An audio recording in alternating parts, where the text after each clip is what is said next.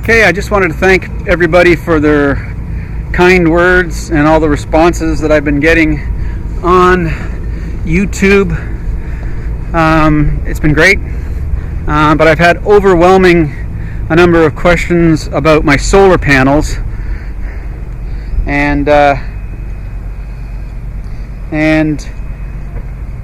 so what I've decided to do, instead of sending people information, we're going to do a small video on the solar panel installation.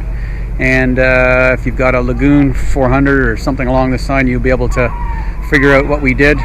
It's not rocket science, it's all pretty basic, but I've had a lot of questions, and hopefully this will get some answers. If you're looking for getting down off the boat. If you're looking for a video that's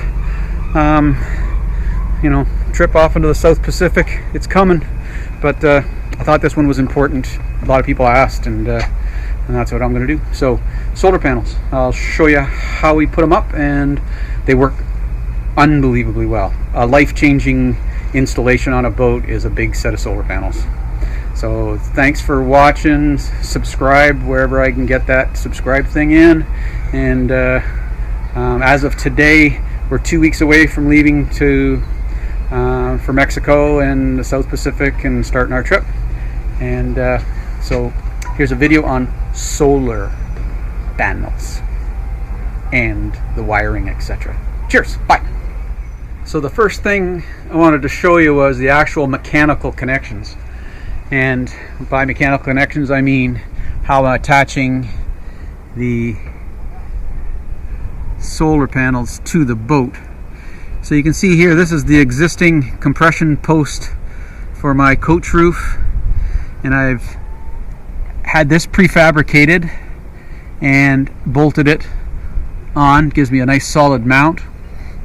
And then I purchased 1x3 aluminum strut. It's just a channel, 1/8 inch thick. Had a tab welded, which matches this tab here. You got to do all your measurements. I could give you the measurements of the 400, but any other boat would be different. And then this channel here goes the full length of the boat. So you can see it goes all the way across the side. And you measure your solar panels, and whatever the number of solar panels you're putting on, that's how long that channel is going to be. So that gets you a solid mount on the back. And when I mean solid, it's like a tank. It's not, doesn't flex, doesn't bend, doesn't go anywhere. It's just frickin' solid. You have to remember the solar panels are light, relatively speaking, and they support themselves. So there's a channel here, and that's that. And then on the other side, we have a channel that's exactly the same length, and it goes full length, and it's supported by, that channel is supported by compression posts onto existing hardware onto the boat. So if you take a look at this post here connects to the tab here, welded onto here, and the load is carried all the way down and rests here on the existing framework of the Lagoon 400 S2. I believe, but I'm not 100% certain, that Rolf used 2 compression posts and has 6 panels. I used 4 compression posts. I have 5 panels.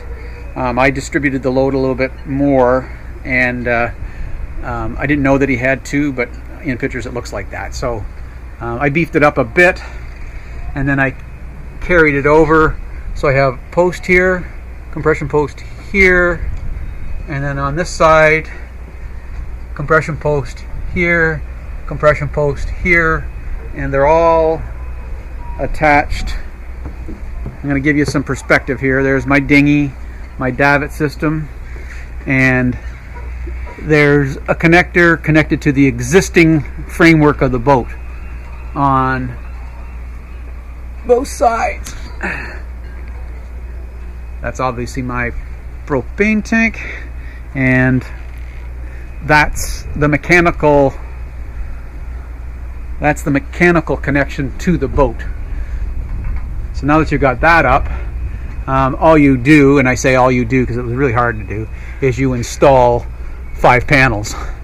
And these frames that are on the solar panels distribute the load and carry the actual weight of the solar panels themselves, just like you would if you were doing a house installation. They're designed to carry their own weight, and they do. So that's that. So that's the framework of where you can rest the solar panels and make a mechanical connection to the boat. So now here's the fun part that I added, and I'll tell you why I added it, is that I am an electrician, and this little channel on top of my main support channel is called Strut. It's made in Illinois, and it's aluminum. These are Strut clips. I used Strut to facilitate bolting these panels to my actual frame. The frame itself, I can now take out a panel one at a time by undoing this bolt. I don't know if we can see, this is what they call a spring nut. It's stainless steel. The bolt is stainless steel, and it bolts the actual frame of the solar panel to the unistrut, and then the unistrut is, if you can see, there's a rivet there. The rivet, it's riveted all the way down, and that's how I attach. This little doodah here is a handrail. If I'm coming down the boat, it'll make sense, I think. When I'm coming to here, I got nothing to grab here, so I just automatically go to here. I've got them on both sides.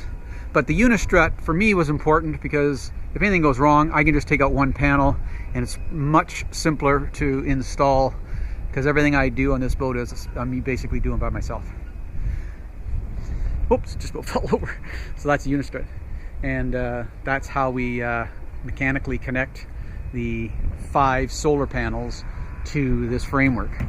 And like I said, it's really, really solid. So that's the mechanical connections.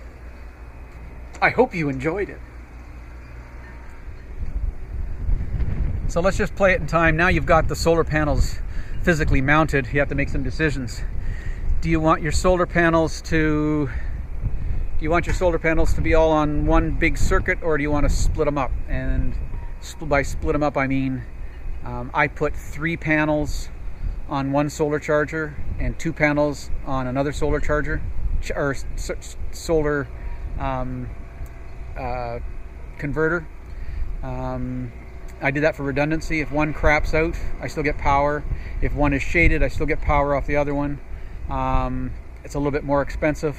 It's double the wiring, and but something you should think about. Multiple solar controllers. I thought it was a good idea, and I still do. Okay, now the wiring is always up for debate. How do you run them? What do you do? You can get really, really, really complicated and have wire channels cut into everything that you build. I tried to keep it as simple as I could. I just didn't have the money to throw at it. So I've got, I just drilled holes and put protectors through here so my wire goes down the pipe. And then it just pops out here. Another hole I drilled, filed it, made it as smooth as possible, put in some sort of protection, and then I go into a standard deck fitting. Drilled a hole through my boat. Oh my God! I drilled a hole through my boat. Actually, I'll show you the core going down into the workshop. Oh my blessed workshop! I love my workshop. So that is what I drilled out of that fitting you just saw, and you can see it's a pretty substantial chunk. That's a deck. If you want to know what's inside the deck of a Lagoon 400, that's my deck. If you want to know what's on the side of the hull, that's the side just around the corner from the deck. So that gets the wiring from the solar panels down through the boat. So that's all pretty simple. Just got to run it where it is. Really take special care because you will be going over top of the steering systems. I took special care. I've braced it all, put it in special channels to make sure that the wires wouldn't pop out and get caught up in my steering. And then I brought it into the guest bedroom, or is what I call the place you throw all the crap. Anyway, that's underneath that bed. If you're a 400 owner, you know that that's where your batteries are, and my solar controlling panels are there. What I'll do is I'm going to, being lazy, once I do that, I'm just going to show you the solar controller panels.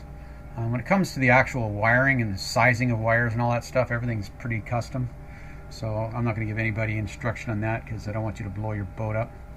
I know how to do it, and I could give you what I did, but not going to happen. So my thoughts is that if you're not an electrician or really, really good with this stuff, don't screw with it. Get it done. You can install all the cables with help from somebody and sizing the wires from somebody. You can do most of the labor, but the connection itself should be done by a marine mechanic. Yeah, so that's it for the solar panel stuff. Friend just came by and he said that doing a video on something like this will create more questions than it will answer questions. Oh, so be it. Anyway, you get an idea of it's a super simple installation, super strong.